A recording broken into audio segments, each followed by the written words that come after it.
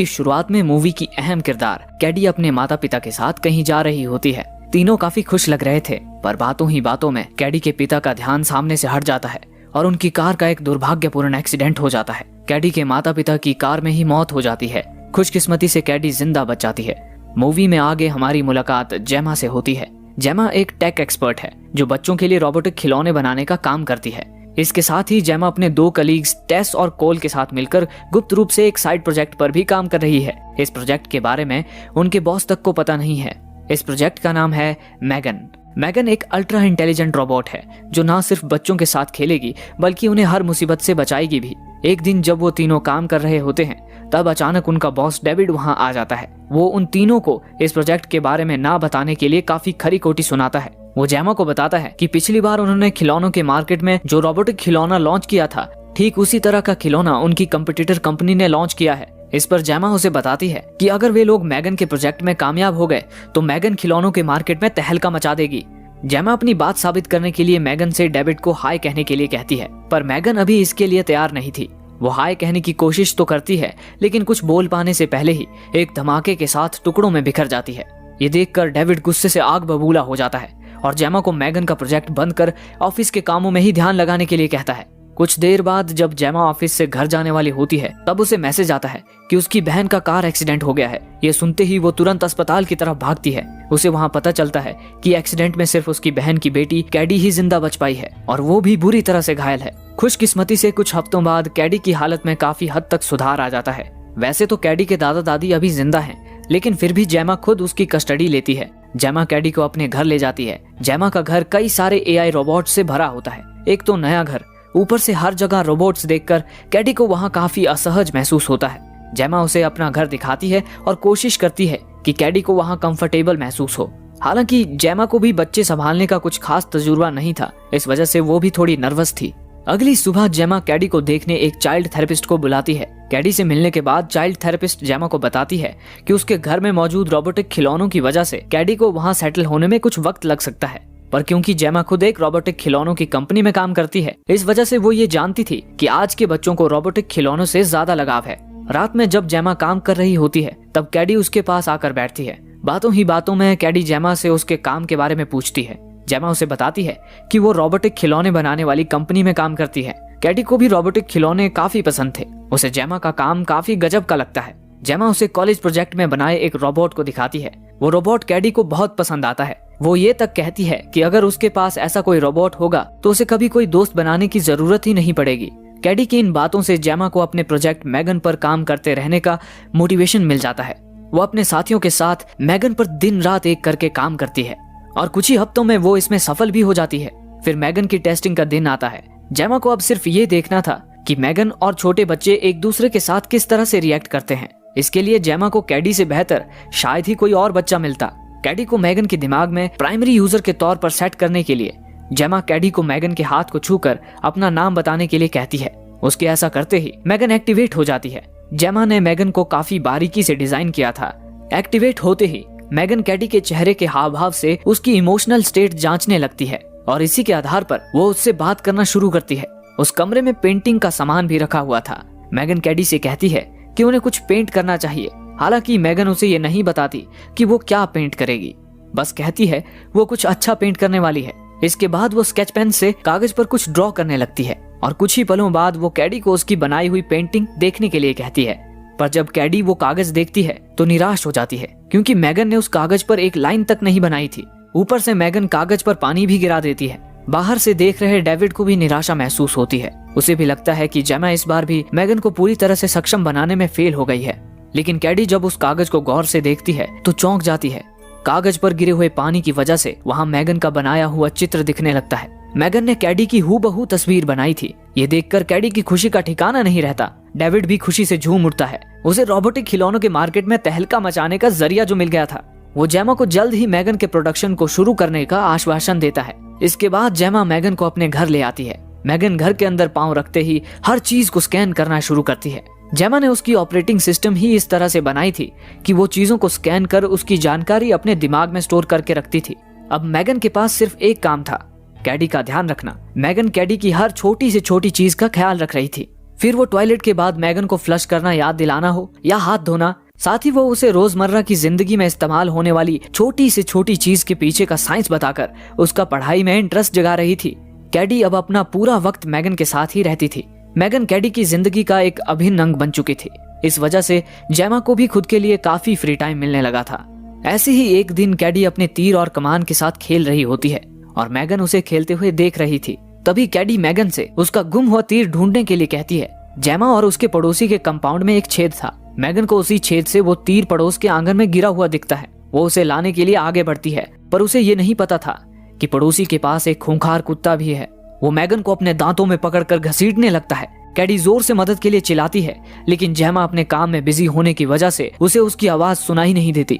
तब वो खुद मैगन की मदद करने की कोशिश करती है। इसी कोशिश में कुत्ता उसे भी काटता है। इस बार उसके चिल्लाने की आवाज जेमा तक भी पहुंचती है। वो तुरंत घर से बाहर आती है। तब तक कुत्ते ने मैगन और कैडी को छोड़ दिया था। कुत्ते की वजह से जेमा अपने पड़ोसी को काफी खरी खोटी सुनाती है, लेकिन वो भी माफी मांगने के बजाय उसे ही उल्टा जवाब देती है। मैगन पड़ोसी को अजीब ढंग से घूर रही थी। कुत्ते के काटने की वजह से कैडी की तबीयत खराब हो जाती है। मैगन के अंदर बदले की भावना जाग गई थी। रात होते ही वो पड़ोसी के कुत्ते को उसके मालिक की आवाज में अपने पास बुलाती है।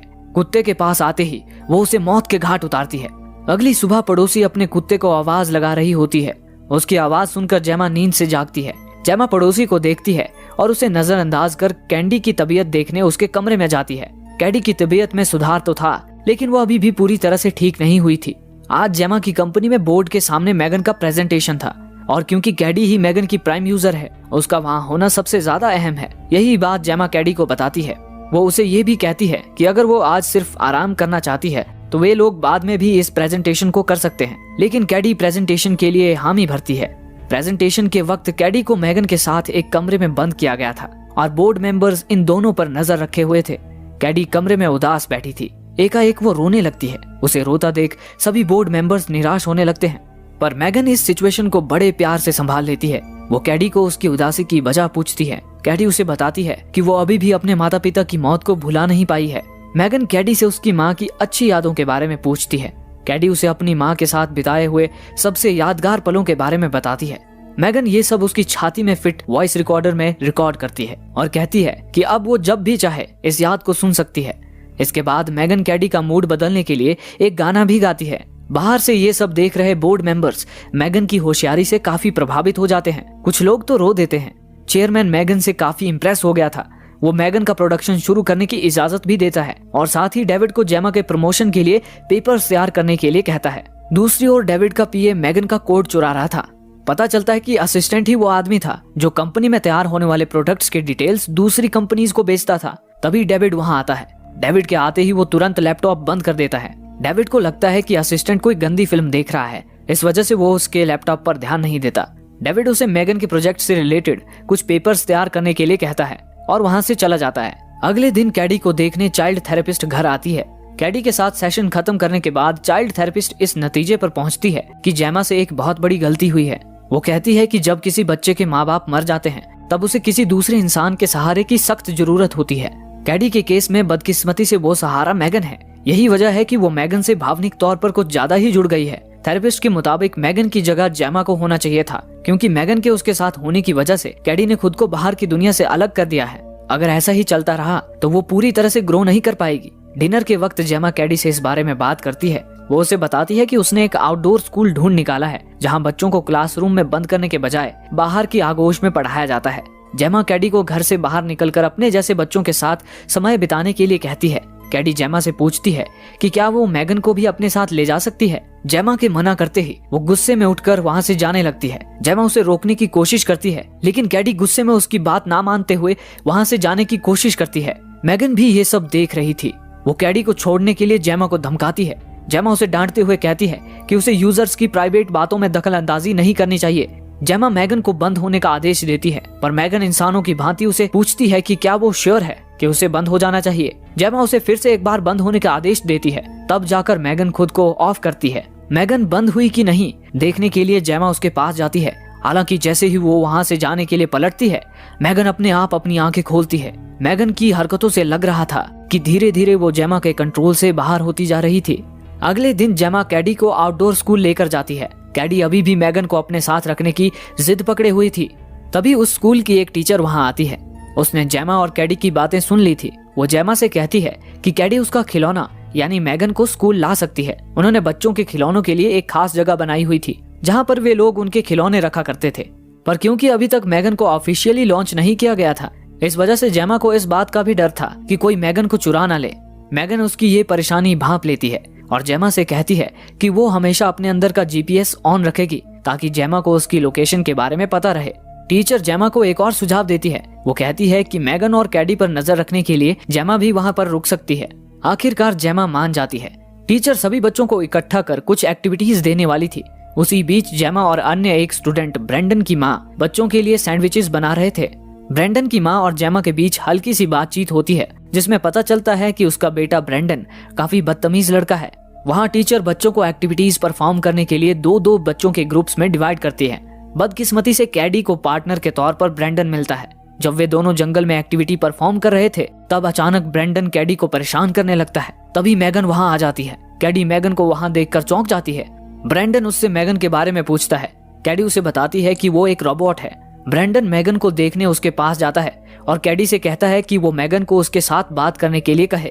कैडी उसे बताती है कि मैगन उसके अलावा और किसी के साथ बात नहीं करती।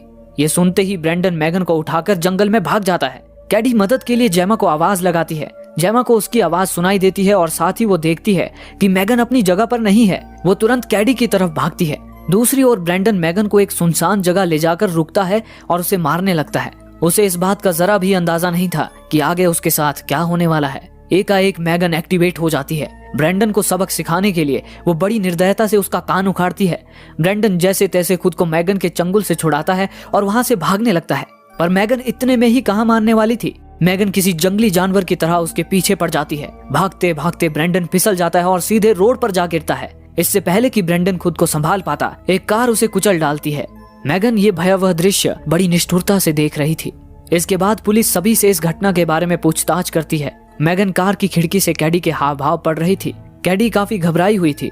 मैगन कैडी के हाव भाव से समझ गई थी कि वो खुद को इसके लिए जिम्मेदार मान रही है। घर पहुंचने के बाद जेमा कैडी को शांत करती है। जेमा कैडी को जंगल में जो कुछ हुआ वो बताने के लिए कहती है। कैडी उसे बताती है कि ब्रेंडन मैगन को जहां रखा था वहां से उठाकर भाग गया था। वो जेमा को ये बात नहीं बताती कि मैगन खुद जंगल में आई थी। तभी दरवाजे पर दस्तक होती है। दरवाजे पर पुलिस वाला था। पुलिस वाला पड़ोसी के गुम हुए कुत्ते के बारे में पूछताछ करने के लिए आया था। मैगन उसे बताती है कि उसे इस बारे में कोई खबर नहीं है। तभी पीछे से पड़ोसी चिल्लाकर जेमा पर आरोप लगाती है कि उसी ने उसके कुत्ते को गायब किया है। वो कहती है कि मैगन रात के 3 बजे भी खिड़की से बाहर झांकती रहती है। जरूर उसी ने उसके कुत्ते को गायब किया होगा। जेमा पुलिस वाले को बताती है कि मैगन सिर्फ एक खिलौना है।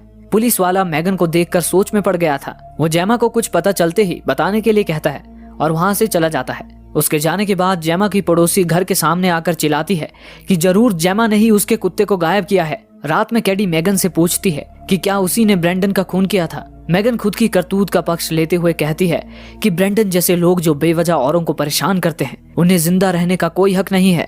इसके बाद मैगन कैडी को एक लोरी सुनाकर सुलाती है।